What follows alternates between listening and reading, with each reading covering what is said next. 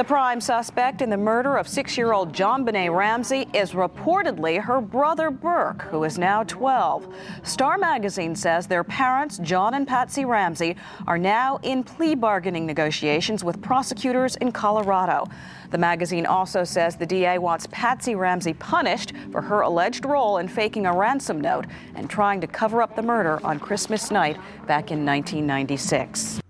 Barely 6 months after Fox News aired this report, and just a month and a half after the grand jury didn't apparently reach a decision, the Ramseys filed a $25 million libel suit against Star magazine. Here's the report. According to Denver Post, on December 1st, 1999, Burke Ramsey didn't do it, and his parents are suing a tabloid paper that said he did. In response, the Star promised to, quote, vigorously defend itself against the allegations. The tabloid blared the headline, "JonBenet was killed by brother Burke," on the cover of its May 25th edition. The words were superimposed over a color photograph of Burke and his sister. The next week, the paper followed up with a headline that proclaimed the Boulder district attorney was, quote-unquote, closing in on Burke, who had said murdered his sister because he had a twisted mind. The story was in turn picked up by other publications, including the New York Post. The stories prompted Boulder DA Alex Hunter to make a rare announcement, categorically stating what Boulder police had said publicly months earlier. Burke, 9 at the time, is not a suspect in his sister's killing. I got nightmares in my head, I fear thoughts build up until I can't feel. My mind fills up into a creature, and it haunts me somewhere much deeper. I got nightmares in my head, I fear. Hello, on the 23rd of December, 2 days to go before Christmas, and welcome to True Crime Rocket Science. It's interesting, although the tabloid came out in May with its allegations against Burke, it took the Ramseys, who were themselves the subject of a months-long grand jury investigation at the time, it took them 6 months, half a year, to sue the tabloid. This only happened after it appeared as if the grand jury had cleared the Ramseys as suspects. One does wonder if that didn't happen, what would have happened in terms of these lawsuits. Anyway, despite the Star running a retraction that stated, quote, "We were wrong," on June 7th, 1999, the Ramseys aggressively pursued the magazine, and I think this was following Hunter's statement, but not then though, 1.5 months after Alex Hunter said there was insufficient evidence to charge anyone. Now have a look at this headline from Editor and Publisher, dated December 1st, 1999. Ramseys file suit against Star. The parents of JonBenet Ramsey filed suit yesterday against the supermarket tabloid The Star, reported the Associated Press. The parents charged the paper with libeling their 12-year-old son Burke by publishing stories that claimed he was the prime suspect in JonBenet's murder. The suit claims that stories published on May 25th and June 1st were false and defamatory and subjected Burke to public hatred, contempt, and ridicule. The Star later retracted the stories, but parents John and Patsy Ramsey are still seeking $25 million in actual and punitive damages. Now let's jump over a year later in time and let's go to law.com. The Star, a tabloid that falsely named JonBenet Ramsey's brother as a murder suspect, has settled a $25 million libel suit with John and Patsy Ramsey for an undisclosed amount. Gerson A. Zweifach, a partner with Williams & Connolly in Washington, and Al Linwood Jr. of Wood & Grant in Atlanta, confirmed Monday that the Ramseys and the Star settled the suit Friday in U.S. District Court in Atlanta. Then, according to the Northern Nevada Business Weekly, this is December 20th, 2001, JonBenet Ramsey's parents also sued the New York Post and Time Warner for $4 million each on Monday, saying they libeled the Ramsey son by portraying him as the prime suspect in his sister's murder.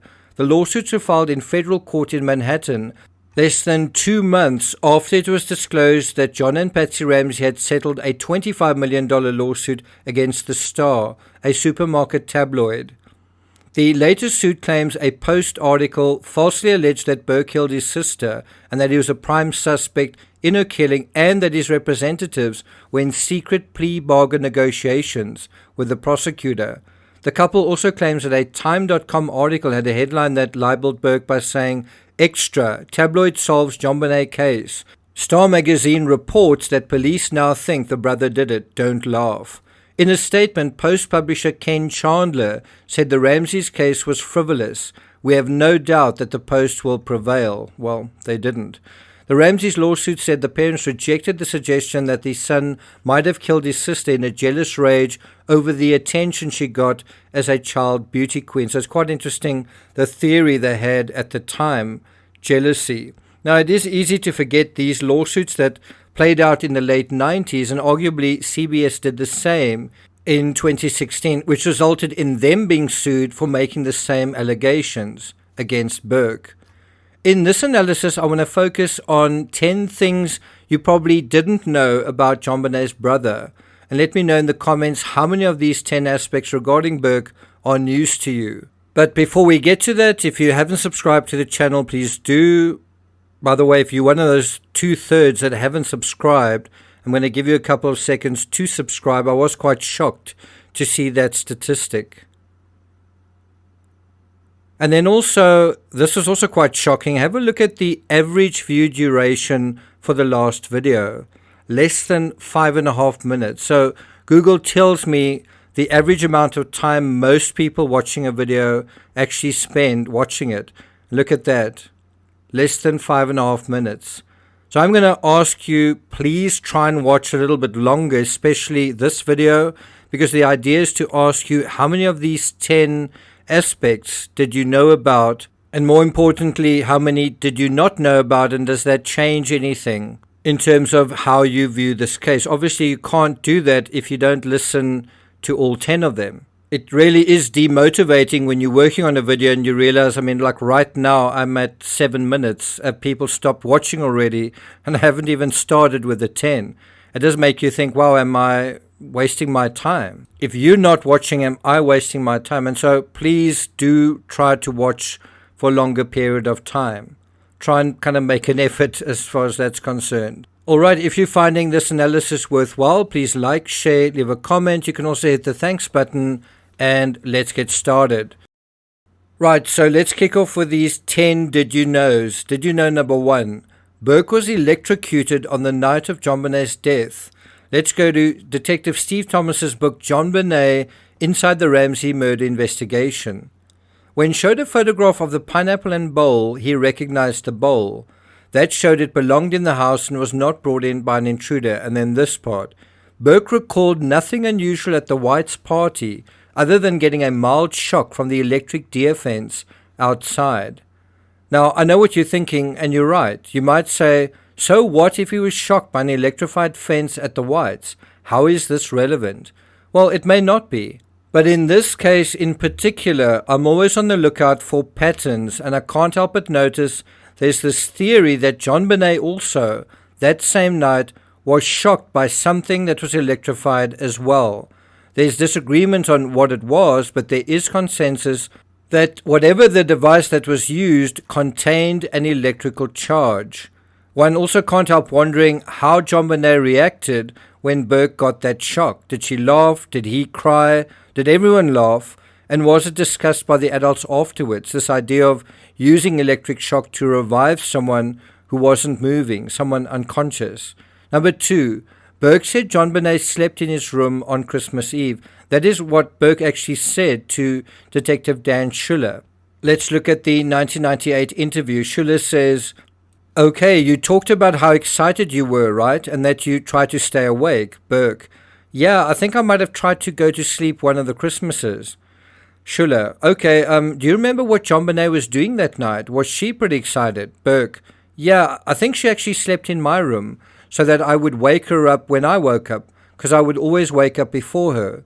"When did you wake up the first time?" Burke, 5 a.m. because it was Christmas. Schiller, "And what did you do? Did you wake JonBenet up?" Burke, "She looked like she was in a pretty deep sleep, so I waited a few minutes before I woke her up." Schiller, "And then what did you do?" Burke, "And then we went to wake Mom and Dad." Well, I've just one question. If JonBenet slept in Burke's room on Christmas Eve, And if Linda Hoffman Pugh was last at the Ramsey home for the Christmas party on the 23rd, that is accurate, right? Then why does it look like both beds were made in Burke's room? And why is Burke's room the only room where both beds are made? Number 3, Burke also said he sometimes slept in her room when it was cold. This is from that same interview. This bedroom, Burke Ramsey, I would sometimes sleep on, well, I forget which bed, but I would sometimes sleep in there because mine got cold. Schiller, because your room got cold? So whose bed was this? Burke, JonBenet. Schiller, okay, so when it gets real cold in the winter, would you sleep over there? Burke Ramsey, yeah, I would sleep in there because my room's kind of on an older part of the house because that's the way it is. Schiller, okay, how often would you sleep over there sometimes? Burke, usually like really cold nights. And so I guess the question is, was it cold on Christmas night? Now, I know a lot of people assume that JonBenet slept in her bed, that she was put to bed. And so just a simple question, was it cold on Christmas night? And didn't John say in a recent interview when Officer French asked him if JonBenet had just wandered off, for goodness sake, it's cold outside, it's snowing. The fact that there is snow in many of the Ramsey photos of the home during the Christmas of 1996 tells you what's already obvious. Late December in Boulder, yes, was cold. And by the way, I think I've been to Boulder in April. It's still pretty cold then. And so in December, yes, the nights were especially cold. Number 4, blue pajama pants found lying on the floor of JonBenet's bathroom. And I think one could even put a question mark there. Are they blue? Are they pajama pants? And who did they belong to? Well, during Patsy's 1998 interview with Tom Haney, JonBenet's mother identified the kind of inside-out pants on the bathroom floor as belonging to JonBenet. A close-up image of the pants seemingly indicates stains on the pants, which led Patsy to remark, JonBenet was at the age where she was learning to wipe herself, and, sometimes she wouldn't do such a great job, and that would probably be more from just not wiping real well. But were these inside-out pants next to the toilet really JonBenet's? Some people seem to think so, but I'm not sure I do. And weren't they pajama bottoms? And is it just me, or did the Ramsey children tend to wear pink for girls and blue for boys? So why would Patsy think the stained clothing in JonBenet's bedroom was hers? Number 5, 2 cans of soda were found in the sink of Burke's bathroom. One also has to wonder, did Burke drink both cans? Did Burke drink one and JonBenet the other? And did this lead to bedwetting? Or did Burke drink one and did a friend of Burke's drink the other? There's also another can of Dr. Pepper in the basement in the train room. Number 6, Burke was a bedwetter too. This is an excerpt from Perfect Murder, Perfect Town by Lawrence Schiller. Burke wore pull-ups until he was 6 and JonBenet always wore them. But I also told the police it was curious to me that Burke stopped wetting the bed when he stopped being the focus of Patsy's attention. That in itself, if true, is a very interesting observation. From Linda Wilcox, the former Ramsey housekeeper. Then she says, and that, when JonBenet became the focus of Patsy's attention, that was when JonBenet became a chronic bedwetter. What this suggests, if it's true, is that far from being a soothing presence, Patsy could arguably be placing too much of a burden on her children, basically leading to feelings of tension and stress. Number 7. During Burke's interview with Schiller, the detective accidentally drank from Burke's soda, and Burke reacted. In September 1998, 11-year-old Burke Ramsey sat down with Boulder detectives Dan Schiller for about 6 hours over the course of several days. This interview was suppressed from the public until 2016 when CBS and Dr. Phil aired parts of it. At one point in the interview, Schiller takes a sip of Burke's soda, which upsets Burke so much Burke doesn't drink from the soda again. This, I think, at least draws our attention to an aspect very seldom discussed or even talked about, Burke's temperament. Was he a jealous child? Was he insecure? Was he spoiled and overconfident? Was he moody? Or was he just like any other 9-year-old boy? Number 8, Burke also received a bicycle for Christmas. Did you know that? In 2016 on Dr. Phil, Burke revealed for the first time something that we've never heard before, that he'd gotten a bicycle for Christmas. Previously it appeared only JonBenet and Patsy had gotten bikes. There's also, I think, statements that John had possibly gotten one as well. Like a normal kid. Burke recalls his excitement unwrapping presents with JonBenet on Christmas Day, 1996. I remember peeking down, and I remember seeing like an electric train and a bike, and I was super excited.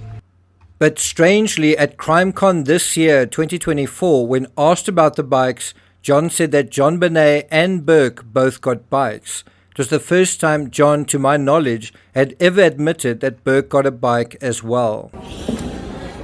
JonBenet got a bike, and I think Burke did.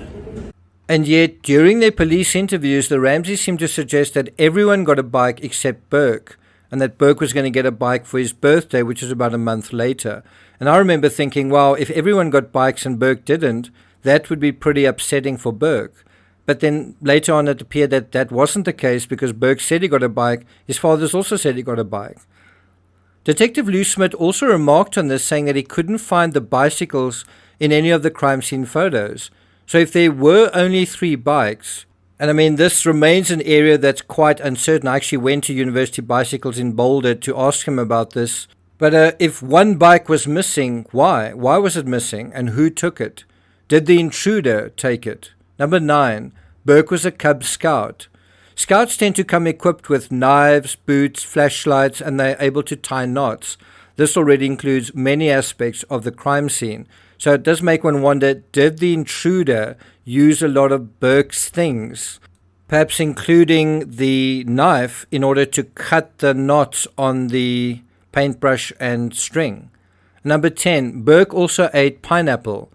If Burke also ate pineapple late at night, it suggests he was present when JonBenet ate her pineapple, and further, it suggests both Burke and JonBenet were awake and ambulant, and much later than their parents initially suggested. If this is true, Burke was likely not only the last or one of the last people to see JonBenet alive, but if there was an intruder, he likely came perhaps the closest to bumping into him of all the surviving Ramseys. That is, assuming the intruder was skulking around in the house. And think about it, if the intruder sourced the ransom note from the writing pad in the kitchen, and Burke was in the kitchen eating pineapple, he may have come very, very close to bumping into the intruder. And this makes Burke a valuable witness, if only to rule out the rooms that he visited at certain times before he went to bed, where the intruder thus couldn't have been hiding. Now, what we don't know for sure are whether there were really any indications of scatological behavior, as mentioned in that CBS docuseries. Although James Kolar, who was actually part of that CBS cohort sued by Burke Ramsey, although he wrote about CSIs who mentioned a box of candy smeared with feces in JonBenet's bedroom, Lawrence Schiller doesn't make a single reference to it in his definitive and voluminous account of the Ramsey case, and that does make one wonder. 2 Ramsey housekeepers, Geraldine Vodica and Hoffman Pugh, both apparently mentioned finding fecal material, in one instance supposedly the size of a grapefruit, in JonBenet's bed, but it was never confirmed by either of the Ramseys or, for that matter, Dr. Booth, the family doctor. So there's also a little bit of uncertainty about this, and you certainly never hear John talking about it either. Another aspect that's unclear is sleepovers. By some accounts, Burke had sleepovers, but JonBenet never did, or if she did, she went to friends, rather than their coming over to her. Linda Wilcox, the housekeeper, said the following on this. Basically, he had his whole group of friends and they had sleepovers. JonBenet never had sleepovers. She slept at her friend's house occasionally, but it was never reciprocated. Now, it's not clear how credible Wilcox's evidence is, given that only the other housekeeper, Hoffman Pugh, was called to testify and testify extensively before the grand jury. Remember, Wilcox wasn't. The Ramseys were also said to have around 250 books in the home. It's been rumored whether the Ramseys possessed certain books or not. Mindhunter is well known, a book that they thought could have been there. In fact, Lou Smith thought that he saw it in the crime scene photos, but the book itself was never found. Then there's also the less well-known Why Johnny Can't Tell Right from Wrong. And I'll put a link to all of the books that were thought to be in the Ramsey home in the description. Now, I'm not going to take it further than that, other than that we're going to provide a brief timeline of the Ramsey Christmas and then ask a couple of questions regarding the timeline that perhaps haven't been asked before. If you've listened this far, thank you very much. I hope you have a wonderful Christmas, and I'll see you guys next time.